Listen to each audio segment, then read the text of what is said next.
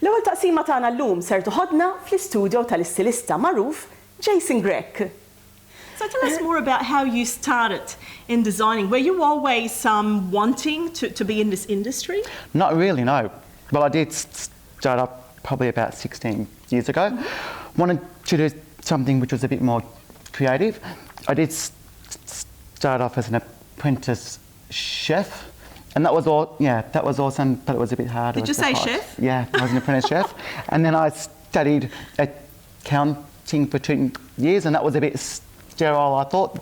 Then yeah, moved into design, which has been really awesome and really easy. What inspires you in your designs? You've got such incredible designs, Jason. I mean, thanks, your Marlene. designs have graced some of the top stars here in Australia and even in America.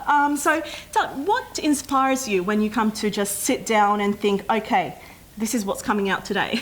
So I look at things like colours, I look at things like architecture, I look at things like materials which are available, and then I sort of set themes. So it could be just a girl on the street, it could be something like the Chrysler building or the Melbourne Town Hall. Sort of starts there, yeah, and then it just moves on. And what about the colours? You know how every year there are colours that come out and they're the colours in fashion. Yes. Do you go by that or you just disregard that completely and then... We disregard it completely. Disregard it.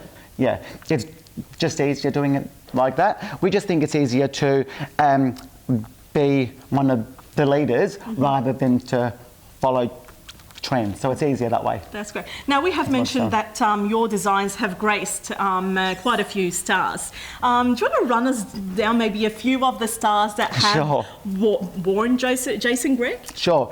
We've been really successful and we're really thankful, and we've dressed people like Delta, we've done Kelly Osbourne, we've dressed Danny Minogue, so lots of really awesome artists that work hard. So do they come in with an idea already, or do they just leave it up to you? It depends with Danny.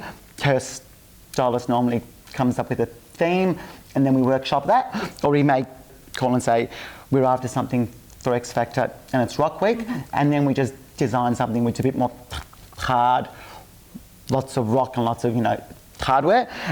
When I met Kelly Osbourne, she was really easy and really amazing. Hers was just, you can design what you're after.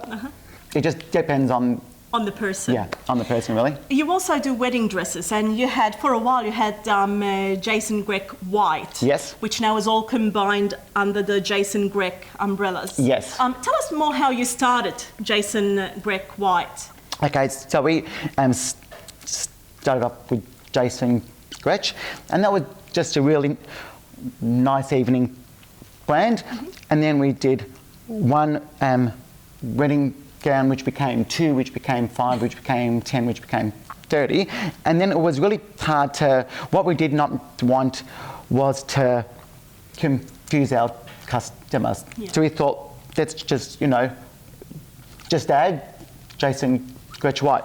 And I had that for about 6 years, and then I just decided to merge them. And once that's done, it's just made it much easier in terms of Facebook, the website, and what we thought would confuse them, having one, doesn't.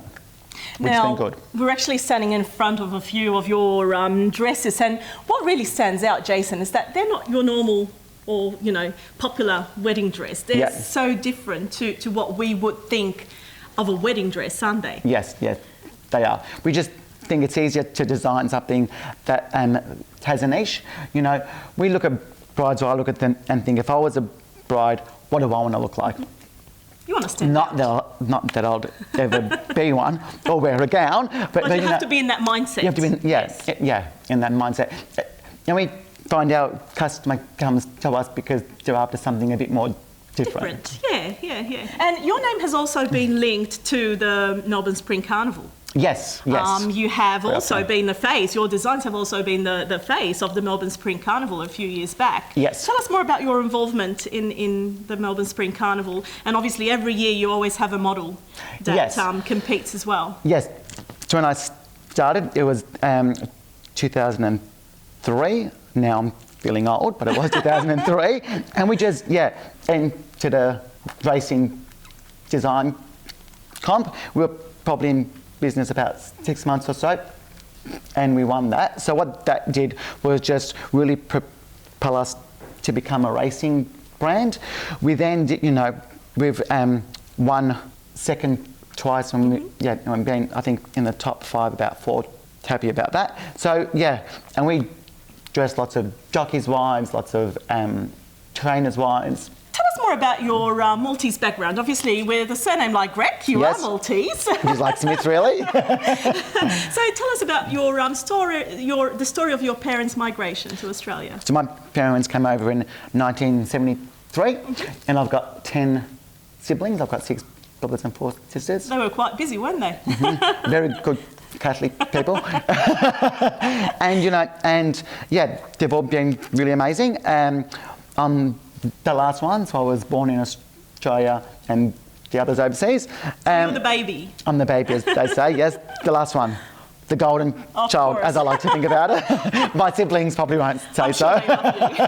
Yes, they do. Yeah, they're awesome, And coming from a big family is really amazing because the support group's always there. Yeah. And, really helpful being wogs, as we can say, because we are some. It's very fashionable to be a wog as well.